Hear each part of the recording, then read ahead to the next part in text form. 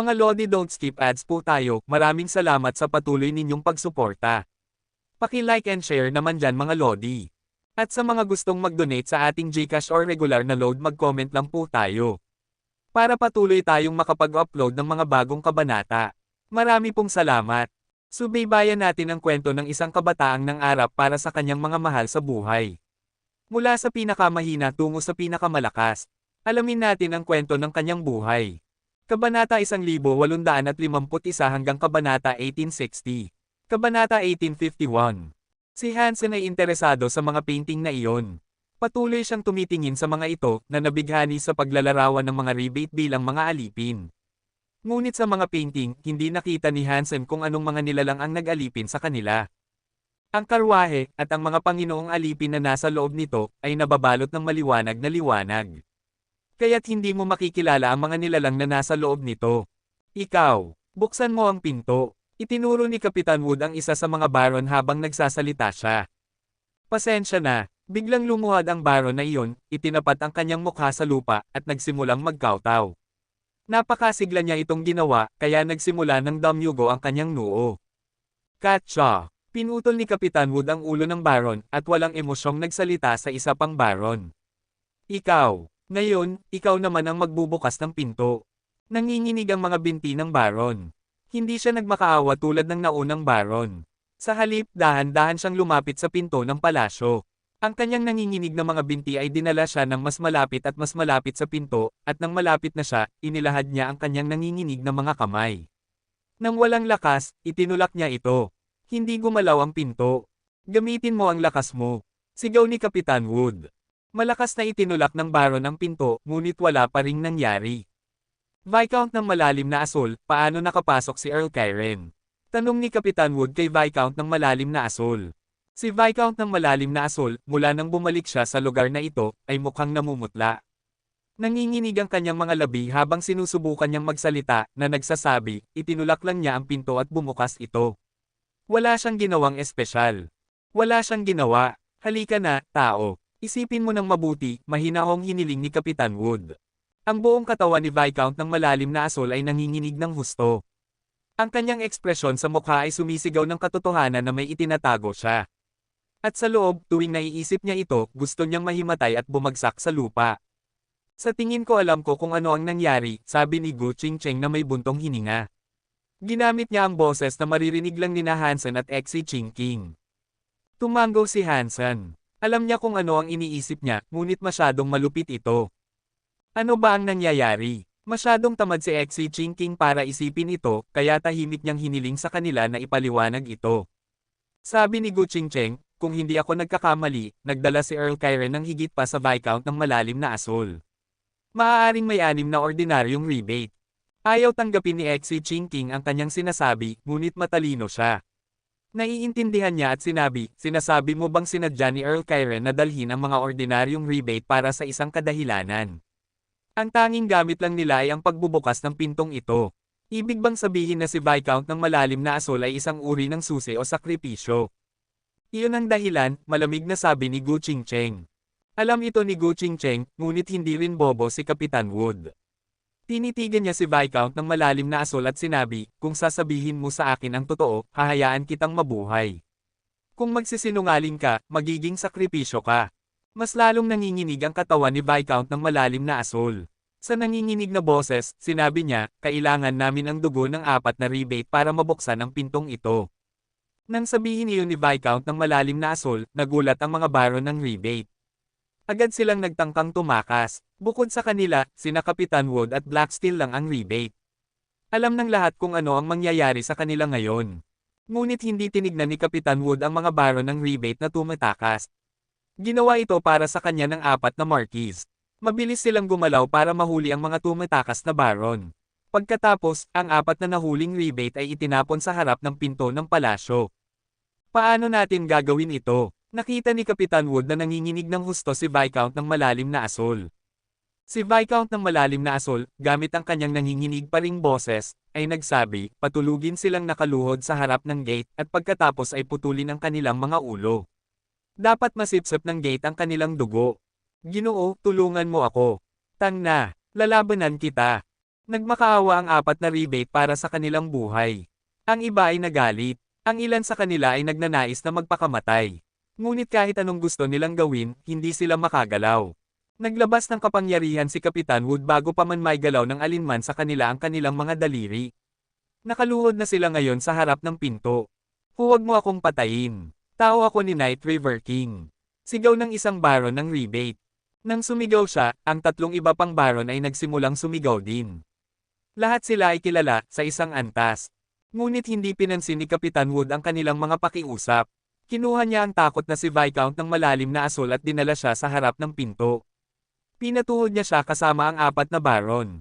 Kapitan Wood, ano ito? Sinabi ko sa iyo ang gusto mong malaman, natatakot na sabi ni Viscount ng malalim na asul. May apat na baron ng rebate at sinabi mong kailangan mo ng apat. Hindi ba't isang pagkakataon iyon? Malamig na sabi ni Kapitan Wood. Ginoo, hindi ako nagsinungaling. Talagang apat lang ang kailangan mo. Sigaw ni Viscount ng malalim na asul. Tumingin si Kapitan Wood sa painting sa dingding at sinabi, patayin. Gumalaw ang apat na Marquis para putulin ang mga ulo ng mga rebate. 5 sa kabuuan, kasama si Viscount ng malalim na asul. Kumunat ang noo ni Hansen at Gu Qingcheng. Katulad lang ito ng santuwaryo. Kung mahina ka, maaari ka lang mabiktima. Pinatay si Viscount ng malalim na asul at ang iba pa. Pagkatapos, binawi ni Kapitan Wood ang kanyang kapangyarihan. Ang 5 walang ulong katawan ay nakaluhod pa rin, habang ang mga leeg ay naglalabas ng dugo na nagpinta sa pinto. Ang dugo ay nagsimulang lumutang pataas at tinatakpan ang mga marka sa pinto, bago tuluyang masipsip. Patuloy na naglalabas ng dugo ang 5 walang ulong bangkay. Nakakatakot itong makita. Nakapatay na ang mga baron dati, ngunit nang makita ito, naging malambot ang kanilang mga binti. Katsa! Ang 5 katawan ay natuyo nang maubos ang lahat ng kanilang dugo sa pinto. Ang pintuang tanso ay naging pula, at pagkatapos, gumawa ito ng tunog. Ngunit tunog lang iyon. Hindi bumukas ang pinto. Ang 5 katawan ay tuyo na ngayon, nakahiga sa lupa. Para silang mga balat, walang likido. Ikaw, pumunta ka at buksan ang pinto. Itinuro ni Kapitan Wood ang isa sa mga baron. Napaktakot ng baron kaya nabasa niya ang kanyang pantalon. Ngunit kahit na ganoon, naglakad pa rin siya patungo sa pinto, nanginginig ng husto. Itinulak niya ang pulang tansong pinto. Bumukas ang tansong pinto, at nagbuhos ang liwanag mula sa siwang. Nang makita ng grupo kung ano ang nasa loob, nagulat sila. Sa loob, may maliit na replika ng makitid na buwan. Ang bawat buwan ay may sariling orbital ring, at sa gitna ng lahat ng iyon, may isang globo. Tulad ng araw, nagniningning ito ng maliwanag. Iyon ang nasa gitna ng Lila Tansong Palasyo. Kabanata 1852. Nagulat si Hansen. Bukod sa kakaibang solar system sa loob, ang Lila Tansong Palasyo ay walang laman. Walang katapusang mga buwan ang umiikot sa isang araw, at mukhang matagal na silang naroon. Ang baron na nagbukas ng pinto ay nakatayo sa kanyang kinatatayuan, habang masiglang sumulong si Kapitan Wood para itulak siya palayo. Naglakad siya pasulong, at sumunod ang apat na Marquis. Naisip ni Hansen na kakaiba na bigla silang naging mas matapang. Hindi nila muna ipinadala ang kanilang mga kanyon sa kaso na may mga bitag. Mukhang hindi ito ang gagawin ni Wood. At habang patuloy na nararamdaman ni Hansen ang kakaibang pakiramdam na ito, lumuhad si Kapitan Wood sa hangin na parang isang kabalyero. Habang nakaharap sa araw, sinabi niya, Panginoong Sky God, pagbati mula sa iyong pinakatapat na aliping rebate. Naramdaman ni Hansen na lumabas ang kanyang mga mata sa kanilang mga socket, at mukhang lahat ay nagulat din. Naisip niya na magkakaroon ng laban dahil biglang nagbago ang sitwasyon. Mukhang ang Diyos na sinusunod ng mga rebate ay ang araw. Hindi katakataka na mukhang ganoon, mahinang sabi ni Gu Qingcheng. Naiintindihan ni Hansen ang sinasabi niya. Kaya pala walang talaan ang mga rebate tungkol sa kanilang tagumpay laban sa mga uwain. Mukhang hindi man lang nila ito natalo. Kung nanalo ang mga rebate sa digmaan, kahit na mahina at kaawa-awa ang kanilang kalaban, maaari pa rin nilang ipagmalaki na ito ay isang matapang at marangal na tagumpay. May isang posibleng dahilan lamang kung bakit iniiwasan ng mga rebate na pag-usapan ang kanilang tagumpay laban sa mga uwain, hindi talaga sila nanalo. May nangyari sa mga uwain na nagbigay sa mga rebate ng magandang pagkakataon na magnakaw ng makitid na buwan para sa kanilang sarili. Hindi nila alam kung tuluyan nang nawala ang mga uwain. Naalala nyo pa rin ako. Ano ang gusto nyo na nagbibigay ng mga sakripisyo na ganoon? Ang globo na parang araw ay may matandang boses. Panginoong Sky God, ako. Mukhang nag-aalangan si Kapitan Wood na sabihin ito, at medyo nag-iba ang kanyang mukha sa pagtatangkang magsalita. Pumunta si Kapitan Wood dito sa utos ni Black Moon King. Ang nais niyang hilingin ay isang bagay na ninanais ni Black Moon King, ngunit ngayon, isa pang kaisipan ang pumasok sa kanyang isipan. Ang kanyang isipan ay nahati sa dalawa, at ang kanyang mukha ay mukhang kakaiba. Pagkatapos ng ilang sandali ng pag-iisip, sinabi niya, Panginoong Sky God, nangangailangan kami ng isang fire seed. Sinabi ng globo na parang araw, dapat mong malaman na ang isang sakripisyo na ganoon ay hindi sapat para sa isang fire seed. Mangangailangan ka ng higit pa. Nang marinig ito ni Hansen at ng iba pa, nag-iigting sila. Kung nangangailangan si Kapitan Wood ng mga buhay na sakripisyo, mapapahamak sila. Ngunit hindi tulad ng kinakatakutan ni Hansen. Naglabas ng kahon si Kapitan Wood. Itinaas niya ito sa Sky God at sinabi, Sky God, ito ang aking sakripisyo. Ang kahon sa mga kamay ni Kapitan Wood ay nagsimulang lumipad. Dumaan ito sa isang buwan patungo sa araw. Matapos ang ilang sandali, sinabi ni Sun Sky God, mabuti. Sapat na ito, maaari kang bigyan ng isang fire seed. Pagkatapos noon, naglabas ng isang maliit na apoy ang araw. Parang liwanag ng kandila, at lumipad ito pabalik kay Kapitan Wood. Naglabas si Kapitan Wood ng isang itim na bote para ilagay ang apoy sa loob. Isinara niya ito, at pagkatapos ay inilagay ito. Salamat, Sky God. Yumukod si Kapitan Wood at pagkatapos ay nagtanong, Sky God, mayroon pa bang isang hiling na maaaring gawin? Wala. Ang tatlong hiling ay naibigay na, ginamit ni Sun Sky God ang kanyang matandang boses. Nagbigay ba si Earl Kyren ng dalawang hiling? Saan niya nakuha ang napakaraming sakripisyo? Nagbago ang mukha ni Kapitan Wood. Sinabi ni Sun Sky God, isang hiling lang ang ginawa ni Earl Kyren. Kamakailan lang, isang Viscount ang lumapit at nagbigay ng isang hiling. Kaya, ang tatlong hiling ay nagawa na ngayon. Mukhang masama ang mukha ni Kapitan Wood, at sinabi niya, isang Viscount ang nagbigay ng hiling. Sino? Maaari ka nang bumalik sa pinanggalingan mo ngayon. Hindi sinagot ni Sun Sky God ang kanyang tanong. Hindi naglakas loob si Kapitan Wood na suwian ang utos, kaya yumukod lang siya at umalis sa Lila Tansong Palasyo kasama ang apat na Marquis. Mukhang malungkot siya. Ngayon, nagtataka si Hansen kung si Wind Viscount ba ang nagbigay ng hiling. Pero hindi naman ito magkakasundo. Kung nagbigay siya ng sakripisyo at nagsikap ng ganoon, bakit siya namatay hindi nagtagal pagkatapos? Matapos umalis si Kapitan Wood sa bulwagan, ang boses ni Sun Sky God ay umalingaw-ngaw sa buong bulwagan. Kung mayroon kang balahibo ng uwain, bakit hindi ka magbigay ng hiling? Nagulat ang lahat, at walang nakakaalam kung kanino nakadirekta ang kanyang tanong. Nagulat si Hansen, at naisip niya sa kanyang sarili, hindi kaya ang balahibong bakal na iyon ang balahibo ng uwain. Kung mayroon kang balahibo ng uwain, maaari kang magbigay ng isang hiling. Narinig muli ang boses ni Sun Sky God. Tumingin ang lahat sa isa't isa, nagtataka kung sino sa kanila ang maaaring may ganoong balahibo. Nanatili lang na tahimik si Hansen, ngunit nang lumapit siya, napansin niya na nagbago ang mga mukha ni na Kapitan Wood at ng iba pa. Ginoo Sky God, ano ang mga markang ito ng uwain? Hindi nagbigay ng hiling si Hansen.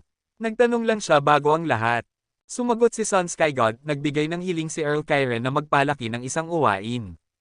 Kailangan mo ng sakripisyo para palakihin ang uwain, at ang mga taong may mga marka sa kanila ay ang mga sakripisyo. Kung gayon, maaari ba akong magtanong kung paano posibleng burahin ang mga markang iyon ng uwain? Tanong ni Hansen.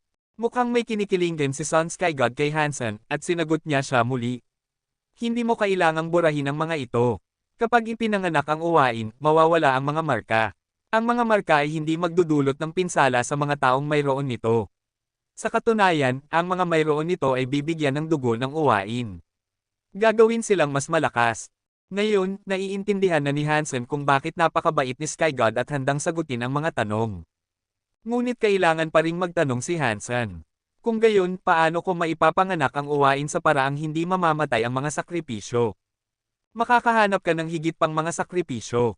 Makahanap ka ng higit pa sa kailangan mo, at mabubuhay ka, tiyak na sabi ni Sun Sky God. Mayroon pa bang iba? May paraan ba na hindi nangangailangan ng anumang sakripisyo? Tanong ni Hansen na may kunot noo. Maaari mong gamitin ang iyong hiling upang burahin ang mga markang iyon, syempre. Masyado kang nagtatanong, ngayon, isakripisyo ang balahibo ng uwain at magbigay ng iyong hiling, sabi ni Sun Sky God. Kabanata 1853. Hindi gusto ni Hansen na magbigay ng mga hiling. Alam niya kung ano ang nangyari kay Don, kay Tio Bob, at sa ikalawang ginoo ng pamilya Ning, at lubos itong nagpasimangot sa kanya tungkol sa konsepto ng pagbibigay ng mga hiling. Hindi naisip ni Hansen na mabuting tao si Sky God. Nagbigay ng hiling si Earl Kyren, ngunit pinatay siya kasama ang iba pang mga katulong niya. Hindi niya alam kung nagbigay ng hiling si Wind Viscount, ngunit namatay din siya. At higit pa rito, nahawahan niya ang iba pang mga tao ni Hansen sa base ng marka ng sakripisyo. Hindi nagsalita si Hansen. At dalawa lang ang hiling na makatotohanang magagawa niya. Ang isang hiling ay ang hilingin kay Sky God na burahin ang mga marka ng lahat, ngunit iyon ay isang bagay na pinaghihinalaan ni Hansen na pinagsisikapan ni Sky God na hilingin niya. Kung hindi niya pinagsisikapan si Hansen, hindi niya sana nabanggit ang posibilidad sa una. Hindi naisip ni Hansen na mas mahalaga siya kaysa kay Wood Duke.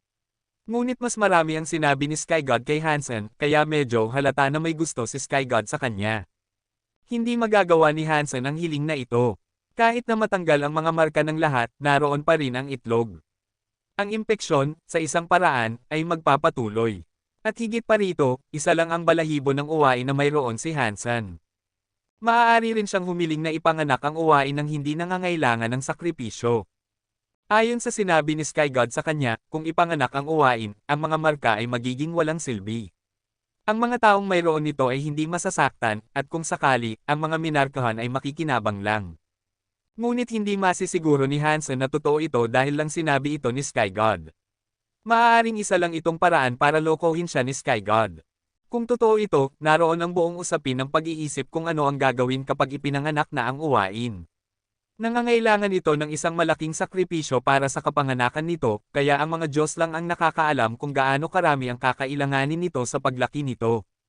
Hindi bababa sa hindi ito magkakaroon ng kakayahang pumatay, marahil. Ngunit hindi iyon malalaman hanggang sa ipanganak ito.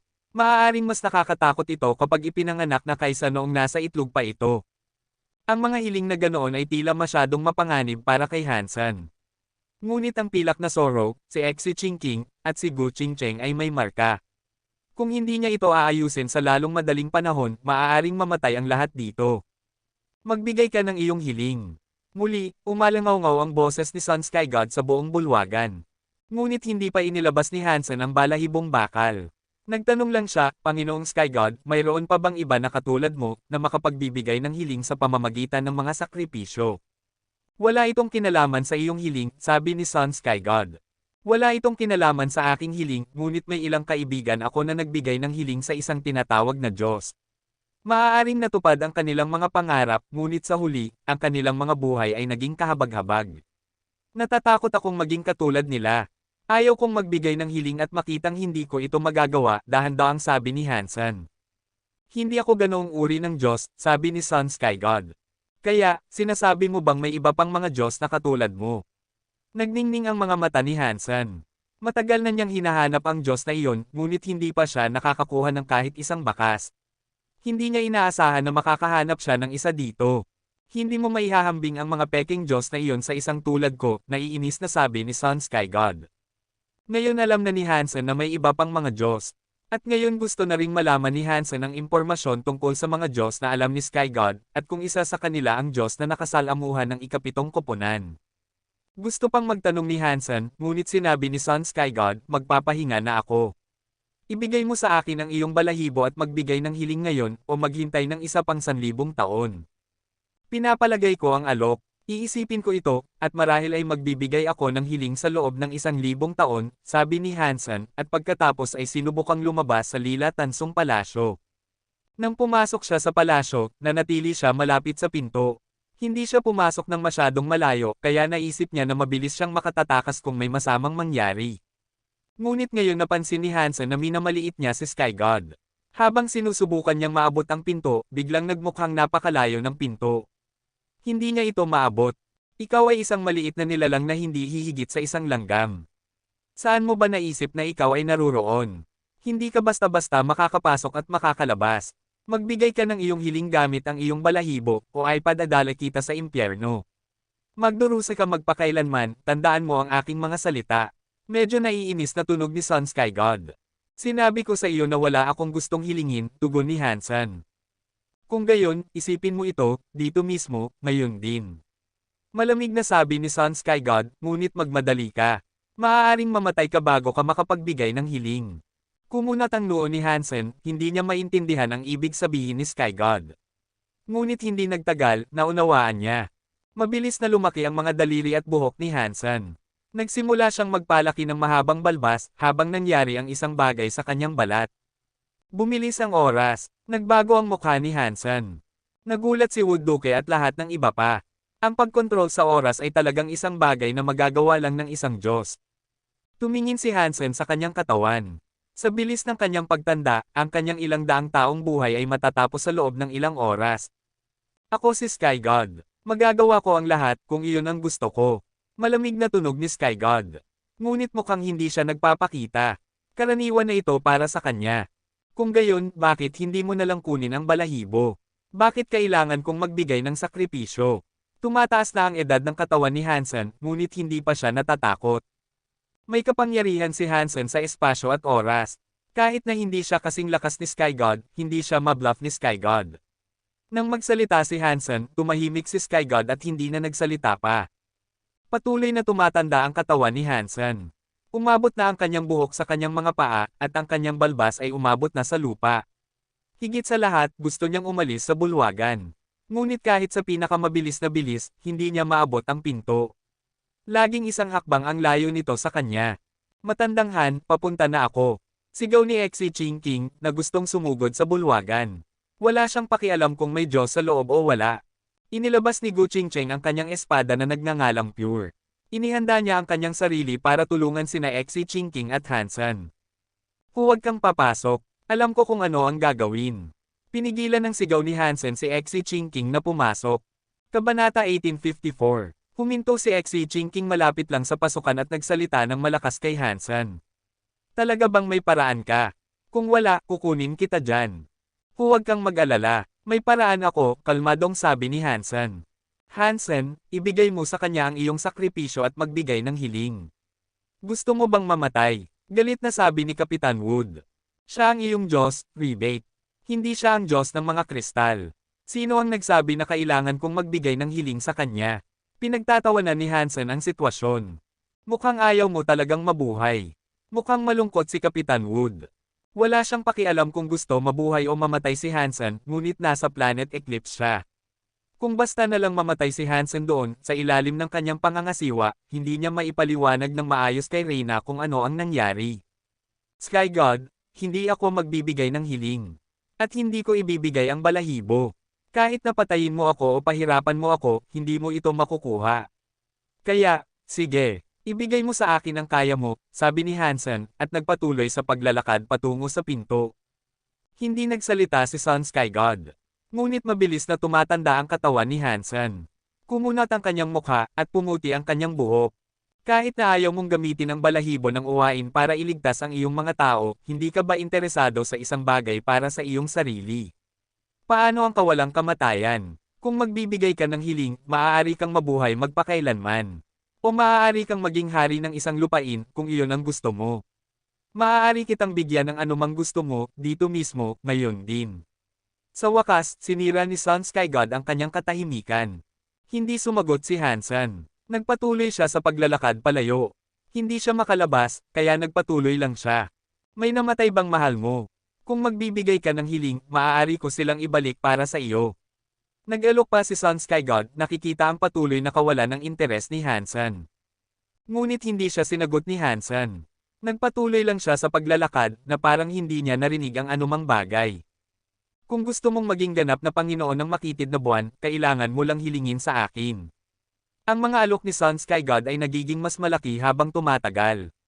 Kung magpapatuloy ito, hindi magtatagal at makikita ni Hansen ang kanyang sarili sa upuan ng lumikha. Nanatiling walang pakialam at walang takot si Hansen. Patuloy siyang naglalakad. Naglakad siya sa direksyon ng pinto na hindi kailanman maabot. Hindi nagtagal, pumuti na ang lahat ng buhok ni Hansen. Ang kanyang mukha ay puno ng mga kulubot. Para siyang isang namamatay na matandang lalaki. Talagang matanda na siya sa puntong ito. Si Little Silver, na nakaupo sa balikat ni Hansen sa buong panahon, ay matanda rin. Ang kanyang pilak na buhok ay pumuti, at mukhang mamamatay na siya sa katandaan. Ano, hindi mo ba siya tutulungan? Pang-aasar ng isang marquise. Malamig na sabi ni Xi Jinping, sabi niya na may paraan siya para makalabas dyan. Itinaas ng marquise ang kanyang itaas na labi, iniisip na masyadong natatakot si Xi Jinping para tulungan si Hansen. Ganoon din ang iniisip ng iba. Nakikita nila siyang nakatayo sa bingit, pinapanood lang si Hansen at tumatangging pumasok. Bigla, nagsara ang lila tansong pinto. At pagkatapos, hindi mo na makita kung ano ang nasa kabila. Nangangahulugan din ito na nakatago na ngayon si Hansen sa paningin. Mukhang nagalit si Sky God. Malamang patay na si Hansen ngayon. Dapat na tayong umalis, Master. Si Kapitan Wood ay nakikipag-usap kay Black Steel. Kumunat ang noo ni Black Steel at tumingin sa malungkot na pintuan na nagsara. Sinabi niya, sige, umalis na tayo. Ano ba ang ginagawa niyong dalawa dyan? Bakit hindi kayo umaalis? Tanong ng isang marquis kina Xi Jinping at Gu Qingcheng. Hinihintay namin si Hansen, malamig na sabi ni Xi Jinping. Kanina, natatakot kayong dalawa na pumasok. Tumigil ka sa pagkukunwari tungkol sa kalokohan na ito. Itinaas ng marquis ang kanyang labi. Hayaan mo silang manatili, sabi ni Black Steel. Pagkatapos, sinenyasan niya ang natitirang bahagi ng koponan na umalis. Pagkatapos, bumulong siya kay Xi Jinping, sabihin mo kay Hansen na nakikiramay ako. Mag-iiwan ako ng maraming lotes sa base. Sige. Kinumpirma ni Xi Jinping na gagawin niya iyon. Nang dalhin ni Kapitan Wood ang iba sa labasan ng lugar, nagsalita muli si Xi Jinping. Sinabi niya, talaga bang magiging maayos si Hansen? Akala ko tiwala ka na magiging maayos siya. Tumingin si Gu Qingcheng sa pintuan sa harap nila at nagsalita ng walang pakialam. Ganoon nga, pero mapanganib na tao si Sky God. Natatakot ako na lalabas si Hansen bilang isang matandang lalaki. Napayuko si Xi Jinping. Naiintindihan ni Gu Qingcheng ang kanyang ibig sabihin, ngunit hindi niya siya sinagot. Maraming oras ang lumipas, at pagkatapos ng isang oras, bumukas ang lila tansong pinto. Lumabas si Hansen kasama si Little Silver. Hindi naging matandang lalaki si Hansen, at kasing bata pa rin siya nang unang pumasok siya sa bulwagan. Hindi rin siya nasaktan. Maayos din si Little Silver. At mayroon siyang lumang pilak na balahibo na nagniningning at may kentab. Nagbigay ka ba ng hiling? Nagsalita si Gu Qingcheng kay Hansen na mukhang malungkot. Umiling si Hansen at naglabas ng isang kahon. Ngumiti siya at sinabi, ang bagay na gusto ni Sky God ay nasa loob pa rin. Kahit na magbigay ako ng hiling, hindi siya makikinig. Bakit kanya hahayaang umalis ng hindi nasaktan kung hindi ka nagbigay ng isa? Tanong ni Xi Jinping na may malaking pagkamausisa. Maayos ako sa buong panahon. Ang pagpapabilis niya ng oras ay isang ilusyon lang. Ngumiti si Hansen. Illusion lang iyon. Nangangahulugan iyon na hindi siya totoo, at ang lahat ng kanyang kapangyarihan ay para lang sa palabas. Sabi ni Xi Jinping. Wala siyang lahat ng kapangyarihan na pinagkunwarihan niya, ngunit hindi bababa sa totoo ang kanyang mga kapangyarihan sa espasyo. Kahit na hindi siya talaga makapangyarihan sa lahat, nasa antas pa rin siya ng Diyos. Kahit na kailangan nating labanan siya sa kalaunan, hindi natin siya makakaharap ngayon. Umiling si Hansen. Bakit hindi kanya pinatay at kinuha na lang ang balahibo? Hindi makapaniwala si Xi Jinping na naganap ang mga bagay sa ganitong paraan. Ngunit hindi sinagot ni Hansen si Xi Jinping. Tumingin lang siya kay Gu Qingcheng at nagtanong, ang Sun Sky God na iyon, siya ba ang parehong Diyos na nakilala mo? Umiling si Gu Qingcheng. Sa tingin ko hindi. Ang isang ito ay nagbigay sa akin ng ibang pakiramdam kaysa sa nakilala ko dati. Gayunpaman, mukhang may koneksyon sa pagitan nila. Marahil. Hindi ko pa maipaliwanag ng maayos. Marahil pareho sila ng uri. Pareho silang may limitasyon. Hindi nila basta-basta mapapatay ang mga tao. Ngunit hindi na nagpatuloy si Hansen sa serye ng mga tanong na iyon. Tumingin lang siya sa paligid at nagtanong, umalis na ba sina Kapitan Wood at ang iba pa? Sa sandaling nagsara ang pinto, umalis na sila. Sinabi sa amin ni Black Steel na mag-iiwan siya ng ilang lotus roots para sa amin sa base, sagot ni Xi Jinping. Natatakot ako na hindi man lang sila makalabas sa palasyo. Sa pagkakaalam ko, ang mga nagbibigay ng mga hiling ay hindi nakakaranas ng magandang kapalaran. Pero na, sana maabutin natin sila. Nagsimulang maglakad ng mabilis si Hansen. Hindi ko maintindihan. Paano mo nalaman na lahat iyon ay ilusyon? Tanong ni Gu Qingcheng na tumutugma sa bilis ni Hansen. Wala siyang ideya na panluloko lang ang lahat. Hindi sumagot si Hansen. Tinapik niya ang kanyang balikat at nagpakita si Little Invisible. Ngumiti si Hansen. Kung totoo ang kapangyarihan na iyon, dapat tumanda rin siya. Kabanata 1855. Bilisang tumakbo ang tatlo. Hinabol nila ang grupo ni Kapitan Wood ng isang dosenang milya bago nakita ang isang bangkay na nakatiklop sa sahig. Mukhang matagal nang namatay ang tao, ngunit kakaiba, ang damit na suot ng bangkay ay pag-aari ng isa sa mga baron na nakasama nila dati. At hindi lang isa ang bangkay na iyon. Nang medyo lumayo pa sila, nakakita sila ng higit pang mga bangkay ng baron. Ang paraan ng kanilang pagkamatay ay tila nagpapakita ng nangyari kay Wind Viscount. Ang kanilang mga ulo ay sumabog na nag-iiwan ng isang malaking butas. Kakaiba, wala ba silang lotus roots? Hindi ba nila tinanggal ang mga marka? Dapat sana'y tumagal iyon ng ilang sandali. Kumunat ang noo ni Gu Qingcheng. Mukhang walang silbi ang lotus root pagkatapos ng lahat. Tinuro ni Hansen ang lupa. May ilang labi ng lotus sa lupa. At malapit sa mga piraso ng lotus, may isa pang bangkay ng baron. Hawak ng lalaki ang kalahati ng isang lotus root na nagpapahiwatig na kumakain siya nito nang mamatay. Habang kumakain siya ng halaman, sumabog ang kalahati ng kanyang ulo. Sinasabi mo bang talagang walang silbi ang mga lotus root na iyon? Nagbago ang mukha ni Xi Jinping. Marahil ay walang silbi ang mga ito, ngunit hindi pa natin alam ng sigurado. Patay ang mga taong ito, ngunit buhay naman kayo. Mukhang hindi ganoon kasimple ang bagay na ito. Kailangan nating maabutin sila. Sana mali ako, syempre. Kung hindi, magiging masama ang takbo ng mga bagay. Binalika ni Hansen ang kanyang paglalakbay, at paminsan-minsan, makikita nila ang isang baron na patay at nakahawak ng isang lotus. Biglang huminto si Little Silver. Ang marka ng itlog sa kanyang noo ay naging isang itim na ibon. Mukhang nag-aalala si Little Silver sa pagbabago, at patuloy niyang kinakamot ang puntong iyon. Ang ulo ko ay parang kakaiba rin. Hinawakan ni Xi Jinping ang kanyang noo. Tumingin si Hansen kina Xi Jinping at Gu Qingcheng. Ang mga marka ng itlog sa kanilang mga noo ay naging mga ibon. Dapat kayong kumain ng ilang lotus at manatili dito. Huwag kayong sumunod sa akin ng mas malayo. Kumuha si Hansen ng lotus at nagbigay ng isa kay Little Silver. Nilunok ito ni Little Silver, at naramdaman niya ang nakakapanlalamig na sensasyon. Pagkatapos, ang ibon sa kanyang noo ay humina. Dapat kayong kumain ng mas maraming lotus at lumayo sa lugar na ito. Pupunta ako at titingin. Pagkatapos noon, tinawag ni Hansen ang kanyang mga sapatos na teeth rabbit at mabilis na tumakbo. Naglakbay siya ng isang dosenang milya sa isang sandali. Sa kanyang paglalakbay, nakita niya ang mga bangkay ng maraming baron at maging ng isang marquis. Ang huli ay isa sa mga gwardya ni Kapitan Wood. Patuloy na naglakad si Hansen hanggang sa makarating siya sa isang palasyo. Doon, nakita niya ang isang bagay na nagpatigil sa kanya. Sa harap ng palasyo na iyon, ang malaking itim na itlog ay lumulutang sa hangin. Nasusunog ito ng gintong apoy. Sa ilalim ng itlog, tatlong marquis at si Kapitan Wood mismo ay nasusunog din ng gintong apoy. Mukhang handa na silang maging uling. Maayos naman si Kapitan Wood. Ang kanyang katawan ay napapalibutan ng asul na liwanag at namamahala siyang pigilan ang apoy. Sa kabilang banda, ang tatlong marquis ay talagang nasusunog. Nakahiga si Black Steel sa hagdan. Ang dragon back knife ay lumulutang sa kanyang ulo, habang ang anino ng isang dragon ay tumatakip sa kanya para protektahan siya. Pinipigilan nito ang gintong apoy. Beats! Tumalo ng ghost teeth knife mula sa backpack ni Hansen, ang talim nito ay nakatutok sa itlog. Naglabas ito ng isang lilang ambon na parang ang itlog ay isang malaking kaaway. Ang gintong apoy ng itlog ay papalapit na parang isang meteor. Pinutol ng ghost teeth knife ang mga ito sa kalahati. Ngunit ang mga gintong apoy na naputol sa kalahati ay patuloy na papalapit. Umiwas si Hansen, at pagkatapos ay kinuha ang ghost teeth knife. Ang ghost teeth knife ay kaya lang umatake.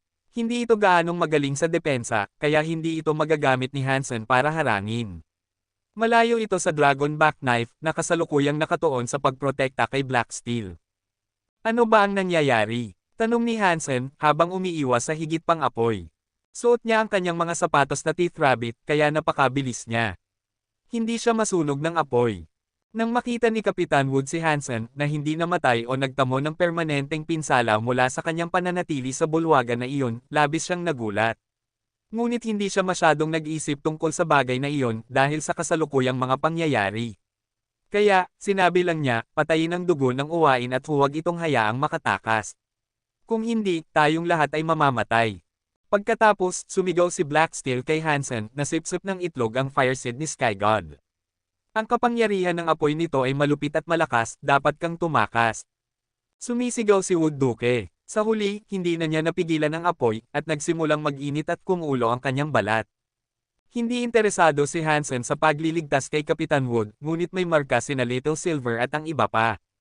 Kung hindi niya sisirain ang itlog dito mismo, lahat sila ay magiging katulad ni Kapitan Wood. Napakabilis ng mga sapatos na Teeth Rabbit ni Hansen, at sa isang mabilis na paggalaw, nakaiwas siya sa dalawang apoy. Hawak ang ghost teeth knife, sumugod siya pasulong para hampasin ang higanting itlog na napapalibutan ng gintong apoy. Hindi sapat ang kapangyarihan ni Hansen para maisaaktibo ang tunay na lakas ng ghost teeth knife, ngunit ngayon, ang kutsilyo ay nakaramdam ng banta. Naglabas ito ng kapangyarihan sa sarili nitong kagustuhan, kapangyarihan na mas malaki kaysa sa kakayahan ng isang duke. Parang isang buhay na nilalang ang itlog. Naglabas ito ng ilang gintong apoy patungo kay Hansen, na bumagsak sa kanya na parang ulan. Ang katawan ni Hansen ay parang isang ibon sa langit. Umiwas siya sa isang dosenang apoy at hinampas ang itlog. Dong! Ang lilang ambon at ang gintong apoy ay parehong napuksa. Ngunit hindi nasira ang itlog. Hindi ito naapektuhan ng buong lakas ng ghost teeth knife. Ang pag-realize na ito ay nagpasimangot kay Hansen. Mas maraming pag-atake ang papalapit kay Hansen ngayon. Kaya, ginamit ni Hansen ang kanyang mga sapatos na Teeth Rabbit para lumipad. Umiwas siya sa lahat ng apoy at ginamit ang kanyang knife mind. Mukhang isang halimaw siya habang sumugod siya pababa sa itlog na naghahampas. Katsa! May ilang marka na naiwan sa itlog, ngunit hindi pa ito nabibiyak. Masyadong mahina si Hansen, at kaya lang niyang itulak ang kanyang kapangyarihan para maabot ang kakayahan ng isang Viscount. Kung mayroon siyang kapangyarihan ng isang hari, kasama ang ghost teeth knife na iyon, tiyak na maihihiwalay niya ang itlog sa dalawa. Patuloy na ginagalaw ni Hansen ang kanyang katawan, habang sinusubukan niyang umiwas sa gintong apoy. Sasaktan niya ulit ang higanting itlog. Ngunit nang hampasin niya ang itlog sa pagkakataong ito, walang tunog. Parang biglang dumaikit ang kutsilyo sa itlog. Ngunit nang gawin niya ito, ang itlog mismo ay nagpakita ng reaksyon, at tumalbog ito palayo. Natuwa si Hansen dito dahil ginamit niya lang ang Yin-Yang Blast. Ang kapangyarihan na ginamit niya mula sa ghost teeth knife ay tila gumagana. Tumabi ang itlog na parang natatakot. Ngunit dala pa rin nito ang gintong apoy. Umiwas ito sa kutsilyo ni Hansen, ayaw na muling matamaan. Ngunit isang itlog lang iyon, at hindi ito gaanong mabilis na makagalaw. Sa kabilang banda, lumipad si Hansen sa langit na parang isang phoenix. Muli, hinampas niya ang higanting itlog. Tumalon ang itlog na parang pusa na naapakan ang buntot. Kabanata 1856, kumikislap ang katawan ni Hansen sa ere. Nang hampasin niya ang higanting itlog, labis na nagulat si Kapitan Wood. Ganoon kabilis, at ganoon kagaling sa knife mind. Paano? Ang kanyang teeth knife mind ba ay kasing galing ng kay Reyna? Ano ito? Hindi ba siya isang baron lang? Umiskor ang ghost teeth knife sa higanting itlog na nagpaikot nito sa ere na parang isang tumbler. Naramdaman ni Hansen ang buhay sa loob nito. Ang ghost teeth at ang knife mind ni Hansen ay tiyak na nakapinsala sa anumang nilalang na naninirahan sa loob. Isang malakas na suntok iyon sa anumang nasa loob. Matapos masaktan ang itlog, ang gintong apoy na ginamit nito ay nagkaroon ng hugis ng isang apoy na ibon. Habol na habol nito si Hansen, ngunit may suot pa rin si Hansen ng kanyang mga sapatos na Teeth Rabbit. Mas mabilis pa rin siyang gumalaw kaysa sa apoy na ibon na iyon, at hindi man lang siya nito masunog. Ngunit bigla, isang gintong apoy ang tumaas sa ere na parang isang namumukadkad na bulaklak. Nagsimulang magbalat ang gintong apoy, at isang gwapong lalaki ang nagpakita mula sa kumikislap na mga ilaw. Ang lalaki ay mukhang banal, na parang isang Diyos. Hansen, ang pagpatay sa uwain ay hindi magdudulot ng pakinabang sa iyo. Kung hahayaan mo siyang umalis, maaari kong pangakuan ka ng 3 bagay, tahimik na sinabi ng parang Diyos na lalaki sa ere kay Hansen. Ito ba ang tunay na anyo ni Sky God? Muling nagulat si Kapitan Wood. Hindi niya naisip na makalalabas si Sky God sa lilatansong bulwagan. Hindi niya inaasahan na ang mahiwagang figure ay lalabas sa labas ng bulwagan, at sa ibang anyo rin. Ngunit hindi pinansin ni Hansen ang gintong lalaki. Patuloy pa rin niyang sinasaktan ang itlog na nagpapakilos at nagpapaalog dito ng husto. Maaari kong burahin ang mga marka na inyong taglay, at magsagawa ng 3 serbisyo, patuloy ng lalaking nakasuot ng gintong damit. Ngunit patuloy na sinasaktan ni Hansen ang itlog. Sa huli, may narinig na ingay, at nagtulak iyon sa itlog na mahulog at tumama sa lupa. Tumalon si Hansen sa tabi nito gamit ang kanyang ghost teeth knife na nagwawala na parang isang hayop. Patuloy nitong sinasaktan ang itlog hanggang sa isang kakaibang ingay ang nagsimula mula sa loob nito. Parang tunog ng isang umiiyak. Tama na, nagbago ang mukha ng lalaking nakasuot ng gintong damit at malamig niyang ibinigay ang utos. Ang gintong apoy ay bumuhos na parang tubig, tinatakpan ang mundo. Ang lalaking nakasuot ng gintong damit ay nasa ere, nakatingin kay Hansen na nagpapakita ng kanyang sarili na parang isang Diyos. At pagkatapos, sinabi niya, sinira ko ang aking sariling mga alituntunin ngayon sa pagpapalam sa iyo na umalis na may buhay. Nalaman mo na ako ay isang nilalang lamang na gumagamit ng mga ilusyon. Matapos ang boses, ang gintong apoy ay ginawang isang kaharian ng lava ang palasyo.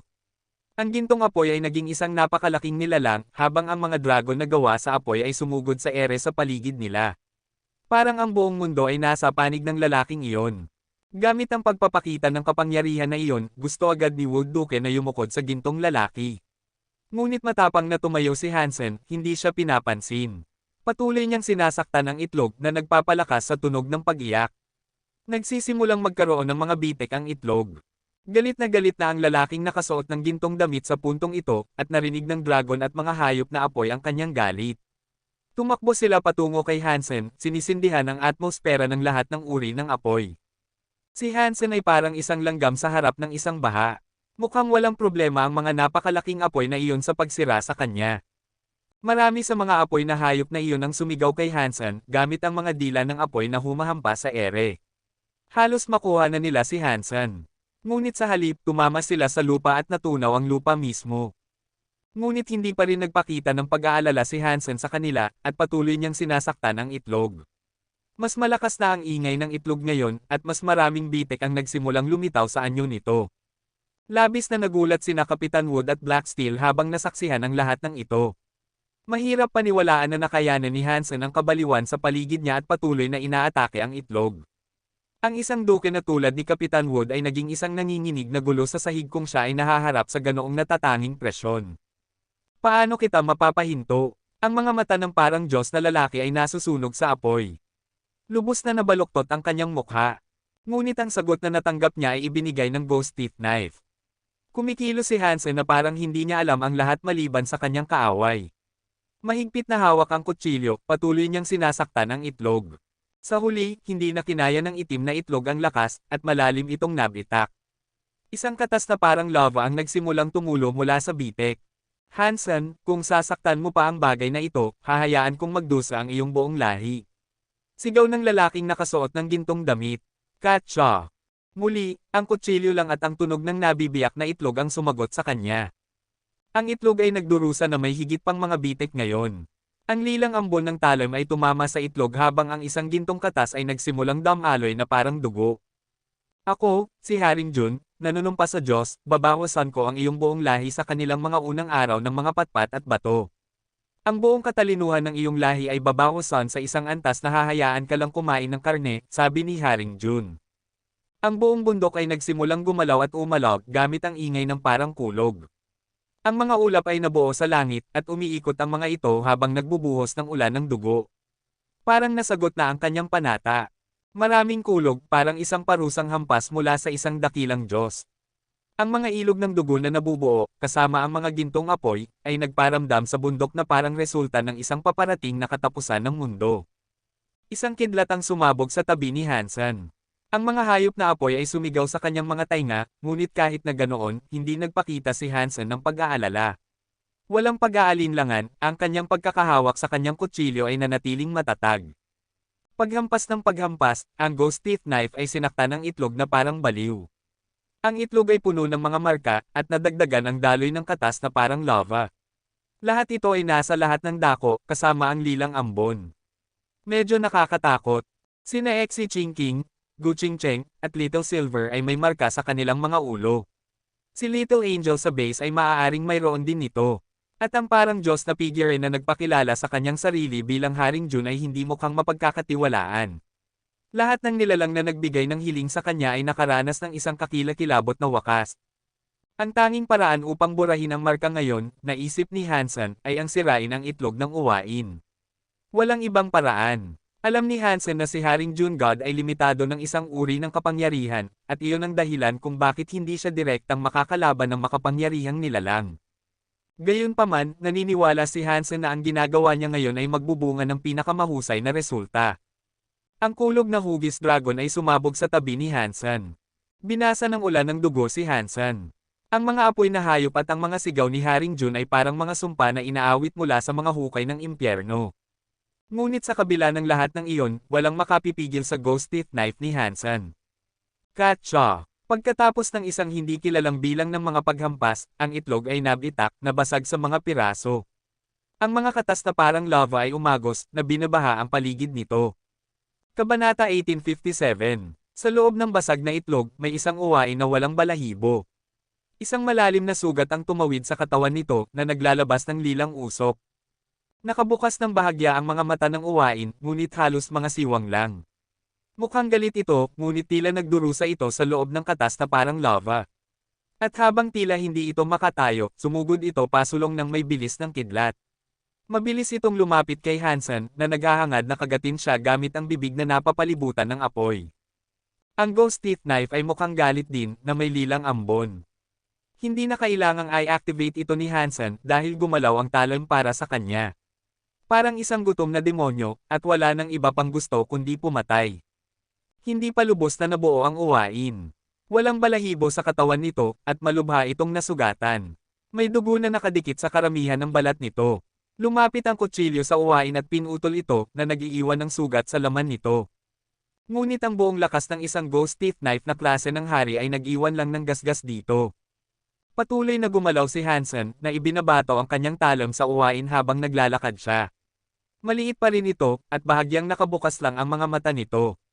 Hubad pa rin ang katawan nito, at ang balat nito ay hindi pa kasing tigas at kasing unlad na maaari nitong maging. Ngunit kahit na ganoon, hindi natatakot ang uwain sa pag-atake. Pagkatapos ng pag-atake, tiningnan nito si Hansen na may mas malaking galit. Hindi nagsalita si Haring Jun. Malamig niyang tiningnan si Hansen na may ekspresyon ng purong galit at pagpatay. Nakakatakot itong masaksihan. Sa huli, ang ulan ng dugo, kulog, at apoy ay nagsimulang mawala. Ang palasyo ay nabawasan na lamang sa isang guho. Muli niyang hinampes ang ibon si Hansen na nagdudulot ng higit pa at higit pang mga sugat dito. Tumulo ang gintong dugo mula dito, at malinaw na malapit ng mapatay ni Hansen ang uwain. Hansen, kung papatayin mo ito, hindi mo ako mapapaalis kailanman. Kalmado ang tunog ni Haring Jun nang magsalita siya, napakakalma kaya nakakatakot. Katsa! Walang pag-aalinlangan, nagbigay ng malinis na hiwa ang ghost teeth knife sa leeg ng uwain. Naputol ang ulo nito. Hindi nagsalita si Haring Jun. Tiningnan lang niya si Hansen. Pagkatapos, nawala siya, ngunit ang tingin na ibinigay niya kay Hansen ay kapansin-pansin. Pinatay ang nilalang na Jost, Baby Sunraven. Nakuha ang kaluluwa ng hayop na Sunraven. Nakuha ang gene ng Jost. Nang marinig ni Hansen ang anunsyo, labis siyang nagalak. Nang mapatay ang Sunraven, nagsimulang mawala rin ang mga marka sa noo ng iba. Naging ginto ang mga ito, at pagkatapos ay natunaw sa kanilang laman kasama ang nag-aalon na anino ng isang apoy. Umupo si Gu Qingcheng sa lupa at ginamit ang kanyang qigong para masipsip ang apoy. Samantala, ang katawan ni Xi Jinping ay nagniningning ng pilak na liwanag. Kumikislap ang mga mata ni Little Silver na parang kidlat. Ginamit ng mga baron sa base ang kanilang mga kasanayan para masipsip ang marka, ngunit hindi nagawa ng mga babae at mga bata. Ang ginto ay sumunod sa kanilang balat at binago ang kanilang mga katawan. Boom! Patuloy na nanginginig ang bundok. Nagmula ito sa lilatansong bulwagan. Mukhang sumabog ito, at lumipad ang palasyo patungo sa kanila sa hangin. Hansen! Babalik ako! Mamaya, mamaya! Ang boses ni Haring Jun ay umalingaw sa ilalim ng bundok hanggang sa mawala ang palasyo. Gusto nang tumayo ni Kapitan Wood, ngunit malubha siyang nasunog. Ang kanyang laman at maging ang kanyang mga buto ay nag-init. Mukhang hindi na siya mabubuhay. Ginoo, dalhin mo ang aking katawan pabalik sa Planet Green kung hindi ito isang problema para sa iyo. Doon ako ipinanganak, at kung ililibing ako doon. Alam kong magiging isang magandang lugar ito para magpahinga, sabi ni Wood. Wood, pinalaki mo ako. Maraming natulungan mo sa akin. Kung wala ka, papatayin sana ako ng mga gintong apoy na iyon. Hindi kita hahayaang mamatay, sabi ni Black Steel habang sinubukan niyang buhatin si Kapitan Wood. Hansen, dadalhin ko siya pauwi para gumaling. Aalis na ako. Ngunit pinigilan siya ni Hansen at sinabi, sa kanyang kalagayan, hindi man lang siya makakarating sa base. Hindi siya makakarating sa ibang planeta. Wala nang ibang magagawa. Kailangan kong gawin ito, sabi ni Black Steel. Nag-isip si Hansen ng ilang sandali, at pagkatapos ay sinabi, hintayin mo. Mas malaki ang tsansa niyang mabuhay dito mismo. Kabataang Ginoo, ayos lang. Alam ko kung ano ang mangyayari sa akin. Masaya na ako kung madala mo ang aking walang buhay na katawan sa Planet Green. Nakakagulat na kalmado si Wood. Tinanong ni Black Steel si Hansen, ano ang iminumungkahi mo? Ang kanyang katawan ay nasunog ng apoy, at ang kanyang katawan ay nagdurusa sa lason ng apoy. Masama iyon. Hindi siya makakarating sa kampo. Ngunit ang mga lotes na ito ay may malamig na elemento sa loob. Kung kaya nilang pigilan ang marka ng uwain, makakatulong ito sa apoy at marahil ay maalis ang lason ng apoy, sabi ni Hansen. Maaaring maalis ng mga lotes ang lason ng apoy, ngunit ang mga sugat. Umiling si Black Steel. Kaya kailangan natin siya, sabi ni Hansen, at pagkatapos ay sumipol sa langit. Hindi nagtagal, isang pilak na bagay ang lumitaw mula sa mga guho. Mabilis na lumapit si Little Silver kay Hansen. Little Silver, kagatin ng lotes at ilagay mo ito sa kanyang mga sugat. Binigay ni Hansen kay Little Silver ang lotes. Kinuha ni Little Silver ang halaman at ninuya ito. Pagkatapos, lumipat siya at niluwa ito sa mga sugat ni Wood. Ang nasunog na balat ay nagsimulang umusok, at napahiyaw si Wood sa sakit. Nanguya si Little Silver ng maraming lotes at inilagay ang mga ito sa lahat ng sugat. At tuwing ang mga sugat ay nakikipag-ugnayan sa mga lotes, parang isang kutsara ng tubig ang ibinuhos sa nag-aapoy na uling. Naging itim ang puting mga lotes. Black Steel, pakainin mo siya ng ilang lotes, sabi ni Hansen kay Black Steel. Dinurog ni Black Steel ang ilang lotes at pinakain kay Kapitan Wood. Mukhang medyo gumaganda na ang pakiramdam niya pagkatapos kumain ng ibinigay sa kanya. Ngunit talagang masama pa rin ang kanyang mga sugat. Mahirap siyang pagalingin, ngunit ang katotohanan na buhay pa siya ay sapat na sa ngayon. Mabuhay siya ng sapat para gumaling ang kanyang katawan. Salamat, binigyan ni Kapitan Wood si Hansen ng isang komplikadong tingin. Huwag mo akong pasalamatan, dahil ito kay Black Steel. Kung hindi, wala akong pakialam kung mabuhay ka o mamatay, malamig na sabi ni Hansen. Kahit ano man ang dahilan, iniligtas mo ako. At nangangahulugan iyon na may utang ako sa iyo. Umiling si Kapitan Wood. Hindi sumagot si Hansen. Talagang hindi niya gusto si Wood, at mas mabuti kung mas kaunti ang pakikitungo niya sa kanya. Hindi nagtagal ay lumitaw sina Exi Chingking at Gu Chingcheng doon. Talagang nawala na ang mga marka sa kanilang mga noo. Binuhat ni Black Steel si Kapitan Wood, at binuhat ni Hansen ang katawan ng Sun Raven. Ang buong bangkay ng ibon ay naglalabas ng kakaibang kapangyarihan. Hindi rin ito isang xenogeneic. Gustong pag-aralan ni Hansen kung ano talaga ang bagay na iyon. Kabanata 1858, nang lumabas sila mula sa bundok, tila walang naaapektuhan sa mga pangyayaring naganap sa loob. Ang tanawin ay kapareho pa rin ng bago sila pumasok. Pagbalik sa base, dinala ni Black Steel si Kapitan Wood sa isang airship kung saan maaari siyang gumaling at makabawi. Nawala na ang mga marka ng mga tao sa base. Tinanong ni Hansen sina Little Angel at Zero kung ano ang nangyari pagkatapos niyang umalis, at nagulat siya nang malaman na may lumitaw na marka sa bawat tao sa base maliban kina Little Angel at Zero. Dahil natapos na ang krisis, bumalik sa normal ang pang-araw-araw na gawain ng base. Ngunit ito ay isang magaspang na panahon, at ang base ay lubos na nasaktan. Isang dosenang Baron lang ang natitira, at isang Viscount. Kailangan nila ng mas maraming tao para sa hinaharap, tiyak na iyon. Ngunit wala pang oras si Hansen para mag-recruit ngayon. At sa ngayon, mas nag-aalala siya kung paano niya lulutuin at kakainin ang maliit na Sun Raven. Sinubukan niyang lutuin at i-grill ang ibon, ngunit ang karne ay parang bakal. Tiyak na hindi ito nakakain sa kasalukuyang kalagayan nito. Dinala ni Hansen ang Sun Raven pabalik sa santuwaryo at walang nangyari. Hindi pa rin ito nakakain, kaya nagpasya siyang ilagay ito sa imbakan sa ngayon. Ito ang unang araw ni Bauer sa kindergarten. Kailangan nating samahan siya, sabi ni Jianran kay Hansen. Sige. Oh, ang aking cutie pie ay papasok na sa kindergarten. Binuhat ni Hansen si Bauer. Lumaki na ng husto si Bauer, at mukhang isang karaniwang 3 taong gulang na ngayon. Tatay, gusto kong sumama sa iyo. Ayaw kong pumasok sa paaralan. Mukhang nag-aalala si Bauer. Magiging mahirap para sa iyo na sumama sa akin kung nasaan ako ngayon. Hindi ito isang magandang lugar. Pero kapag gumaganda na ang mga bagay, dadalhin kita kasama ko. Ngunit sa ngayon, dapat kang pumasok sa paaralan, sabi ni Hansen, na naghihikayat kay Bauer. Lumipat sila para mapalapit sa paaralan. Dinukot ni Old Cat si Little Flower, kaya itinuon ni Jianran ang kanyang pagiging ina kay Bauer. Matapos may sigawa ang mga formalidad, iniwan si Bauer sa kanyang mga gawain sa kindergarten. Hindi agad umuwi sina Hansen at Jianran, at sa halip, naglakad-lakad sila ng ilang sandali. Hansen, namimiss ko si Little Flower. Mahina ang boses ni Jianran. Ako rin. Lahat ng ito ay dahil sa hayop na Old Cat na iyon. Pero huwag kang mag-alala, maayos si Little Flower doon. Nagpadala sa akin si Old Cat ng ilang video, tanda mo. Sinubukan siyang aliwin ni Hansen. Paminsan-minsan, makakatanggap sila ng bagong video ni Little Flower. Si Old Cat ang nagpapadala nito, ngunit hindi siya nagpakita. Okay lang na malaman na maayos si Little Flower, pero namimiss kung makasama siya. Parang may kulang sa akin, kapag wala siya dito.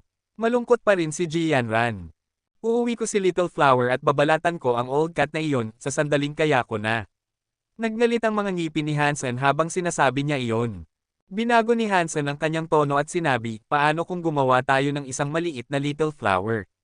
Kapag bumalik si Little Flower, magkakaroon siya ng kapatid. Paano kung gumawa tayo ng ilang para mas maraming tao dito? Ayaw ko ng ganoon karami. Hindi ako isang baboy na nagpaparami. Mukhang galit na galit si Jianran. Saan ko ba nahanap ang isang napakagandang baboy na ito? Tumawa si Hansen at binuhat siya. Ano ba ang ginagawa mo? Nasa publiko tayo. Umiingit si Jianran. Ikaw ang aking asawa. Kayang-kaya kitang yakapin, hindi ba? Wala akong pakialam kung ano ang iniisip ng iba sa atin. Sa kindergarten, nakaupo si Bauer sa isang maliit na upuan. Hawak niya ang kanyang panga, mukhang miserable at naiinip. Bauer, bakit hindi ka naglalaro sa iyong mga kaklase? May sakit ka ba? Lumuhad ang isang guro sa tabi niya at hinimas ang kanyang ulo habang nagsasalita siya. Hindi ko gusto ang mga larong iyon. Nakakainip ang mga ito. Kumurap si Bauer. Paano kung turuan kita kung paano kumanta? Tanong ng guro. Anong kanta? Tanong ni Bauer sa guro. Pinapalakpak ng guro ang kanyang mga kamay at kumilos ng cute. Sinabi niya, sundan mo ang kinakanta ko. Nakapulot ako ng barya sa daan. Guro, ilang taon ka na? Tanong ni Bauer na nakatingin sa kanya. 24. Bakit mo tinatanong? Kakaiba ang tingin ng guro kay Bauer, hindi sigurado kung bakit tinanong siya ng ganoong tanong. Napakamatanda mo na, at kumikilos ka pa rin ng cute at kumakanta ng mga hanggal na kanta. Kawawa ka, bamantong hininga si Bauer. Kumurap ang mukha ng guro dahil nagulat siya. Pinigilan niya ang pagnanais na sampilan si Bauer sa ulo, at sinabi lang, ako, bata pa ako. Haha. 24 ay napakamatanda na. Ang mga babaeng tulad mo ay madalas na nagsasabing mas bata sila ng 2 taon kaysa sa tunay nilang edad. Kaya, ikaw ay 25 na. Marahil ay halos 30 na. Ipagpalagay ko na wala ka pa ring boyfriend. Napakasad. Wala kang boyfriend sa ganoong edad at kailangan mong kumilos ng cute sa kindergarten. Kapag wala ka sa trabaho, sigurado akong namimili ka para bumili ng mga walang kwentang bagay at para mapaganda ang pakiramdam mo sa iyong sarili. Tiningnan siya ng diretsyo ni Bauer at nagpatuloy sa pagsasabi, pero bukod pa rito, malamang na mababa ang sahod mo. Natatakot ako na kaya mo lang bumili ng mga peking produkto. Kung pumunta ka sa isang disenteng tindahan ng tatak, marahil ay kaya mo lang bilhin ang pinakamurang mga bagay, at hihilingin mo ang pinakamalaking kahon at bag para dalhin ito sa kalye, sinusubukan mong patunayan sa iba na umiiral ka. Ang batang ito, nagdilim ang mukha ng guro at paulit-ulit na kumurap ang kanyang mukha. Pinilit niyang ngumiti, hindi, ganoon, iyon. Ang pinakamasama ay tama si Bauer. At naramdaman niyang sobrang lungkot. Guro, sa tingin ko magaling ka sa pagsusugal, sabi ni Bauer. Hindi, masama ang pagsusugal. Bakit ko gagawin iyon? Haha, kumurap ang mukha ng guro at ang kanyang ngiti ay sobrang pilit. Ang hitsura mo ay patas naman, pero sigurado akong sa bahay, ang ginagawa mo lang ay naninigarilyo at naglalaro ng mahjong. Sigurado akong marumi rin ang lugar na iyon. Nakakalat ang mga damit sa lahat ng dako at ang maruming mga plato ay nabubulok sa lababo sa loob ng maraming araw. Patuloy na nagsalita si Bauer. Ang batang ito, Ang batang ito, pakiramdam ng guro na parang mababaliw siya sa galit. Tiningnan ng mga mata ni Bauer ang babae, ang kanyang mga mata ay manipis at mapanlinlang na parang isang estapodor. Bago tumakbo palayo ang guro, binuksan ni Bauer ang isang bag at naglabas ng isang kahon. Guro, alam mo ba kung ano ito? Hinugyog ni Bauer ang kahon. Ito, ang alamat na lipstick, numero 29 mula sa Planet Doris. Paano mo ito nakuha? Nanlaki ang mga mata ng guro habang tiningnan niya ito ng may pagkamangha. Hindi mo ito kayang bilhin, pero masasabi mo kung tunay ito o pekeng, tama. Ibinato ito ni Bauer sa kanya. Nahuli ito ng guro at tiningnan ito na parang $1,000,000 na antigo. Tunay ito. Binuksan ito ng guro na may makinang na mga mata. Guro, paano kung magsugal tayo? Kung matalo ka, bigyan mo ako ng $10. Kung matalo ako, ibibigay ko sa iyo ang lipstick na ito. Naglabas si Bauer ng isang pares ng dice at ngumiti. Hindi ko pwede. Nag-isip ang guro. Huwag na lang pala. Hindi ko gusto ang lipstick na ito, at sayang lang ito. Ngayon kailangan ko pa itong hawakan. Bumantong hininga si Bauer, at sinenyasan ng guro na ibalik ito sa kanya. Teka lang. Binuhat ng guro si Bauer at mabilis na dinala siya sa isang silid ng imbakan. Tumingin siya sa paligid na parang isang magnanakaw, at pagkatapos ay isinara ang pinto. Isang oras ang lumipas, na puno ng tunog ng pag-iyak ang silid ng imbakan. Narinig ang isang boses na nagsasabi, iwanan mo sa akin ang $10 na iyon, pakiusap. O iwanan mo man lang ako ng sapat para sa pagkain. Kailangan ko ito para sa susunod na 2 linggo. Kabanata 1859. Hawak ni Hansen ang isang globo na kasing laki ng kamao ng isang tao. Kumikinang ito na parang isang maliit na araw. Kung titingnan mo ito ng mabuti, makikita mo na may isang gintong bagay na lumalangoy sa loob nito. Kaluluwa ng hayop na Diyos, Sun Raven, uri ng hiyas. Habang pinaglalaroan niya ang globo, pinag-isipan niya ito. Nakakuha na si Hansen ng ilang uri ng hiyas na kaluluwa ng hayop sa nakaraan. Hindi gaanong marami ang umiiral dahil medyo bihira ang mga ito. Ngunit maaari silang gamitin upang itaas ang iba pang mga kaluluwa ng hayop sa parehong antas ng kaluluwa ng hayop na hiyas. Ito ay isang uri ng hiyas na kaluluwa ng hayop na Diyos, at nangangahulugan iyon na ang kailangan lang gawin ni Hansen ay maghanap ng isa pang kaluluwa ng hayop na may katugmang elemento. Kung gagawin niya iyon, maaari niyang itaas ito sa klase ng Diyos. Mayroon si Hansen ng ilang magkakaibang kaluluwa ng hayop ngunit wala ni isa man lang na katulad ng kaluluwa ng hayop na Firebird.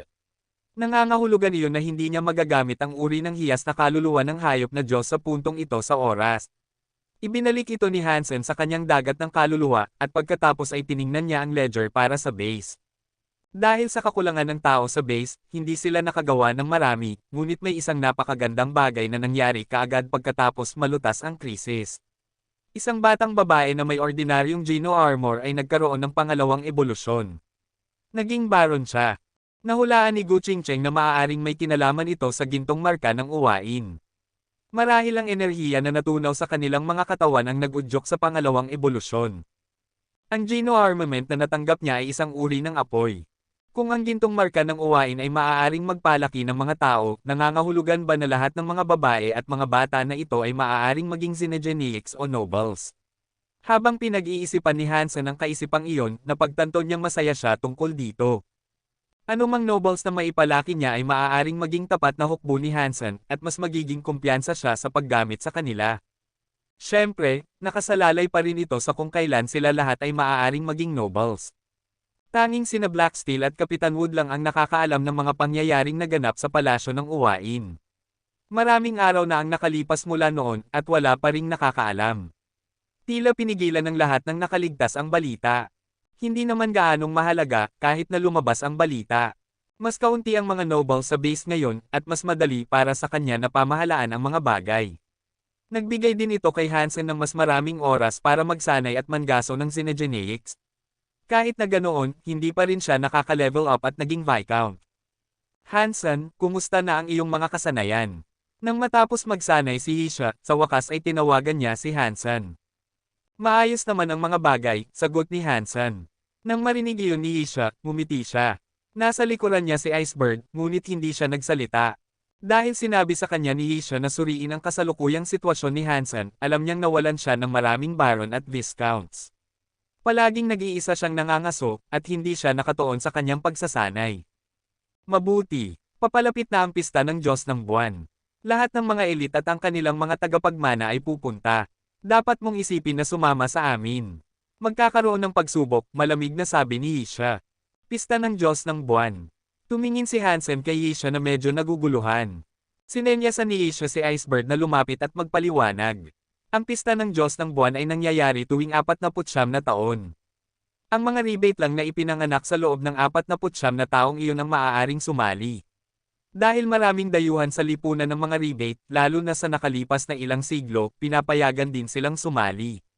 Iyon ay, kung kaya nilang maging kwalipikado. Ipinaliwanag ito ni Icebird kay Hansen para mas malaman niya ang tungkol dito. Hindi basta-basta na nangyayari ito tuwing 49 na taon. Tuwing 49 na taon, sa pangunahing 11 planeta, lilito ang isang altar ng buwan. Ang mga nilalang na ipinanganak sa loob ng 49 na taong iyon ay maaaring pumasok sa altar patungo sa palasyo ng buwan. Ang palasyo ng buwan ay nasa gitna ng makitid na buwan, ngunit naiiba ito sa bulwagan ng gintong uwain. Walang araw, may mga planeta lang at ang palasyo ng Diyos ng buwan. Karaniwan itong malamig at nakatago sa dilim. Kahit na ang mga elite na Diyos ay hindi makapasok ng palihim. Sa panahong ito, lilito ang planeta, at bubuksan ang palasyo ng Diyos ng buwan.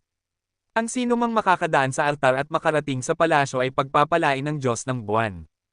Ito ay isang malaking bagay para sa mga rebate, at ang kaganapan ay may livestream pa nga. Ang unang taong pagpapalain ay makakatanggap ng malaking gantimpala mula sa mga rebate. Ngunit walang nakakaalam kung ano ang gantimpala, ito ay isang bagay na napagpasyahan ng matanda, at hindi pa inihayag ng matanda kung ano ang magiging gantimpala. Ngunit mas interesado si Hansen sa pagpapala kaysa sa pisikal na gantimpala. Maaaring naruroon ang Diyos ng buwan, ngunit walang mga estatwa o nilalang sa paligid ng palasyo. Ang mga nilalang na pumasok sa palasyo ng Diyos ng buwan ay mukhang sobrang lamig. Ang pagpapala ay ang maligo sa liwanag ng buwan, sabi nila, at walang tunay na Diyos ang nagpapakita ng sarili. Walang pakinabang sa pagpunta sa palasyo ng Diyos ng buwan ng maaga. Kapag bumukas ang palasyo, maaari kang pagpalain sa anumang punto hanggang sa magsara muli ang palasyo. Ang dami ng pagpapalang matatanggap mo ay random at hindi rin nakasalalay sa tiyempo. Minsan, ang huling taong pupunta ang makakatanggap ng pinakamaraming pagpapala. Minsan ang mga mas maagang dumating ang makakatanggap ng pinakamalaking pagpapala. Tila walang maaasahang tuntunin para sa kung paano ipinamahagi ang mga pagpapala. Matapos ang maraming pista ng Diyos ng buwan, napag-alaman na ang lakas ng pagpapala ay nakasalalay sa tao. Karaniwan, ang mga tunay na rebate ang tumatanggap ng pinakamalakas na pagpapala.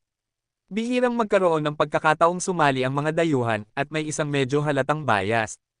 Pinaalis ni Yisha si Hansen, ngunit hindi naisip ni Hansen na makakatanggap siya ng maraming pagpapala.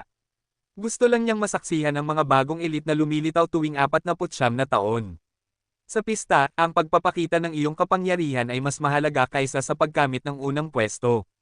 Bukod sa pagtanggap ng bonus mula sa mga matatanda, wala kang matatanggap na espesyal. Karamihan sa mga rebate at Xenogeneics ay gustong gamitin lang ang pista para makakuha ng katanyagan. Si Hansen lang ang estudyante ni Reyna, at tiyak na hamanin siya. Iyon ang dahilan kung bakit binanggit niya na magkakaroon ng pagsubok para sa kanya. 49 na taon ay hindi isang maikling panahon, at may ilang viscounts na sumali. May isang earl din na nakibahagi. Karaniwan, hindi nila papatayin ang sinuman. Ngunit kahit na ganoon, isang baron si Hansen, at mahirap sabihin kung makakalusot siya. Matapos ang tawag, sinabi ni Icebird, paano kung masyadong maraming tao ang mapagtanto na hinahayaan mo siyang sumali? Ang pagtanggap mo sa kanya bilang isang estudyante ay nagpasimangot sa marami sa mga nakababata. Natatakot ako na susubukan nilang turuan siya ng leksyon.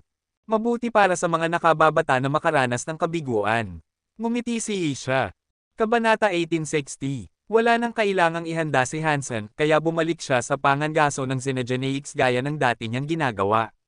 Naglaan din siya ng oras para sanayin ang kanyang Geno Arts. Nang magsimula ang pista ng Diyos ng Buwan, ipinadala si Hansen sa Planet Blade. Isa ito sa 11 pangunahing planeta, at maa-access ang altar ng Diyos ng Buwan mula doon. Hindi gaanong marami ang nilalang sa Planet Blade, at sa nakalipas na 49 na taon, 7 hanggang 8 lang ang nakasali. Habang gumagalaw ang planeta, isang dating hindi nakikitang planeta ang lumitaw ng diretso sa gitna ng makitid na buwan. Hindi mo na kailangan ng livestream para makita ito. Ang kailangan mo lang gawin ay tumingin pataas at makita ang planeta na naghohost ng higanteng palasyo. Parang isang langit sa kalawakan. Ngunit ang magandang jade na palasyo na iyon ay mukhang ibang-iba kaysa sa planeta na naghohost nito. Ang planeta mismo ay tigang, walang bundok at ilog. Ang walang laman na bahagi ng planeta ay nakaharap din sa kanila, ang palasyo ay matatagpuan sa kabilang panig ng globo. Itinatapon ka ng altar sa kabilang panig ng planeta, kaya makaharap ka sa jade na palasyo. Kailangan mong maglakad sa paligid nito para makapasok. Lumitaw ang altar ng Diyos ng Buwan sa Planet Blade, kaya nag-teleport si Hansen.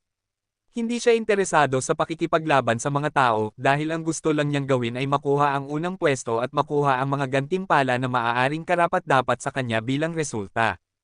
Nang lumitaw si Hansen sa planeta, maraming tao ang nakatayo sa ibabaw ng isang jade na plataporma. Nagsimulang tumakbo si Hansen. Hindi gaanong malaki ang planetang iyon at isang maliit na buwan lang ito, ngunit ang pagtakbo sa kabilang panig ay magtatagal pa rin. Hansen, huwag kang tumakbo. Kakasimula lang tumakbo ni Hansen nang may tumawag sa kanya. Isang itim na tainga na rebate. 2 metro ang taas niya, at may hawak siyang malaking kutsilyo habang tumatakbo siya patungo kay Hansen. Hindi naalala ni Hansen na nakita niya ang lalaking ito dati, kaya hindi niya naisip na malamang na may sama ng loob ang lalaki sa kanya.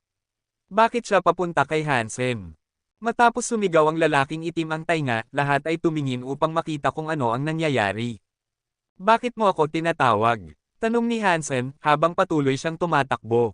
Muling sumigaw ang lalaking itim ang tainga, huwag kang tumakbo.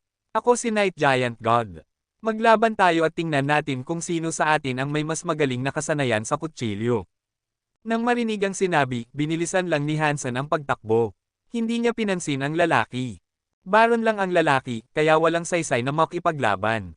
Naisip niyang katawa-tawa ang konsepto, at ang huling bagay na gusto ni Hansen ay ang makibahagi sa isang katawa-tawa na bagay sa harap ng lahat. Hansen, talaga bang handa kang tawagin ang iyong sarili na estudyante ng Reyna? Tumayo ka at makipaglaban sa akin kung may lakas ng loob ka. Patuloy na sumisigaw si Night Giant God habang hinahabol niya si Hansen. Sa kabutihang palad, isang mandirigma na nakatuon sa kapangyarihan si Night Giant God. Wala siyang pagkakataong maabutin si Hansen. Gayunpaman, patuloy siyang tumatakbo at sumisigaw na nagpapalungkot kay Hansen. Napaisip si Hansen, baliw ba siya? Ang mga nakababata na pumunta sa planeta ay papunta sa parehong direksyon ni na Hansen at Night Giant God. Nagdulot ito ng eksena ni na Hansen at Night Giant God sa unahan na may maraming tao sa likuran nila. Karaniwang pumipili ng kanilang sariling landas ang mga dumalo sa pista ng Diyos ng Buwan. Ito ang unang pagkakataon na lahat sila ay sumusunod ng malapit sa 2 tao. Masama ba ang loob ng mga taong ito sa akin? Kailan ko ba sila na-offend? Tumingin si Hansen sa kaguluhan, at nakita niyang napakaraming tao ang naghahabol na parang isang malakas na agos. Nagulat siya sa nakita niya. Karamihan sa mga tao ay nanonood lang. Hindi nila planong makipaglaban kay Hansen. Gusto nilang makita kung paano gumaganap ang estudyante ng Knife Queen. Ang Knife Queen ay isang napakataas at napakahusay na tao. Bakit niya tatanggapin ang isang estudyante na tulad niya? Tumitakas lang siya. Oo nga, ano ba ang kinakatakutan niya? Akala ko may armas siyang klase ng hari. Bakit siya natatakot? Lumaban, lumaban. Sumigaw ang mga nilalang na nanonood sa mga stream sa kanilang mga monitor. Ngunit nanonood lang sila ng livestream, kaya hindi maririnig ang kanilang mga boses sa planeta. Gusto tumawa ng mga nobles na nakasaksi sa eksena. Hindi rin nagustuhan ni Iceberg Duke ang kaganapan. Naisip niyang ang desisyon ni Hansen na tumakbo ay isang kahihiyan kay Yisha. Ngunit walang kinikilingan si Yisha sa buong bagay. Nanonood lang siya ng video. Hindi maabutin ni Night Giant God. Tulungan natin siya. Ngumiti ang isang Viscount sa kanyang kaibigan. Pero na at tigilan natin siya para makalaban sila. Tumango ang ilang Viscounts. Pumunta sila roon para manood ng palabas, at hindi nila planong asarin si Hansen. Ngunit ngayon, dahil ayaw niyang makipaglaban, sa kabila ng hamon, hindi sila masaya tungkol dito. Kaya, gusto nilang pigilan si Hansen at pilitin siyang makipagkompetensya sa isang labanan. Bilisang tumakbo ang isang dosenang Viscounts, lampas sa pangunahing grupo, at lumapit kay Hansen. Old Nine, sa tingin mo ba kaya talagang makipaglaban si Hansen kay Night Giant God? Isang gwapong lalaki na may gintong tainga ng kuneho ang nasa gitna ng isang grupo. Casual siyang gumagalaw, nangunguna sa iba na nasa likuran niya. Isang lalaki na may ulo ng baka, na nakatayo sa tabi niya, ay nagsabi, "Hindi ko alam, ngunit napakasigla ni Night Giant God." At nagsanay din siya ng mga kasanayan ni Night River King. Tinawag itong Fighting River, at sapat na itong malakas para makatumba sa kapangyarihan ng isang Viscount. Ang lakas nito ay katumbas ng 500 bulaklak, kaya napakabihirang bilang. Kaya, sinusuportahan mo ba si Night Giant God? Ngumiti ang lalaking gintong tainga ng kuneho. Sa tingin ko, sabi ng lalaking may ulo ng baka. Paano ito? Ikaw lang at ako ang mga Earl. Ako ang magiging numero 1, kaya walang saysay na makipaglaban. Paano kung magtaya tayo, kung ganoon? Taya mo na mananalo si Night Giant God, at taya ko na mananalo si Hansen. Kung matatalo si Hansen, masayang-masaya kung ibibigay sa iyo ang unang pwesto, sabi ng gwapong lalaki. Paano kung matalo ako? Kalmado ang tanong ng lalaking may ulo ng baka. Kung matalo ka, sumama ka sa akin at magsanay sa Planet Thunder, sabi ng gwapong lalaki. Sige. Tumango ang lalaking may ulo ng baka. Nasa unahan si Hansen, at doon, nakita niya ang 100 tao na papalapit sa kanya. Nalungkot siya, kaya naisip niya, walang ganoon. Talaga bang ganoon ka hindi sikat ang Knife Queen? Gusto ng lahat ng Viscounts na asarin ang estudyante niya. Hindi patas ito. Sa kabutihang palad, handa na si Hansen. Mayroon siyang sapatos na Teeth Rabbit.